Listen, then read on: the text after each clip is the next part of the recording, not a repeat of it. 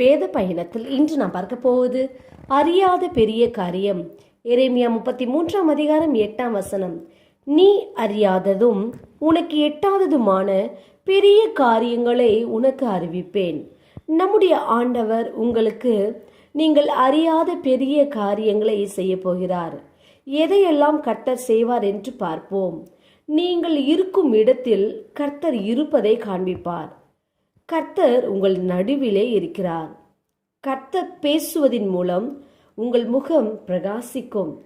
கர்த்தருடைய தூதனை நீங்கள் தரிசிக்க முடியும். கர்த்தர் நீங்கள் அறியாத மன்னாவினால் உங்களை போஷிப்பார். ஆம், இந்த நாளில் அறியாத பெரிய காரியத்தை கர்த்தர் உங்களுக்கு செய்ய போகிறார். நாம் ஜெபிப்போம். அன்பின் பிதாவை கேட்ட வார்த்தையின்படியே நீர் எங்களுக்கு செய்ய போகிற கிருபைக்காய் ஸ்தோத்திரம் இயேசுவின் நாமத்தில் ஆமேன். கர்த்தர் தாமே இந்த வார்த்தையை கொண்டு உங்களை ஆசீர்வதிப்பாராக. ஆமேன்.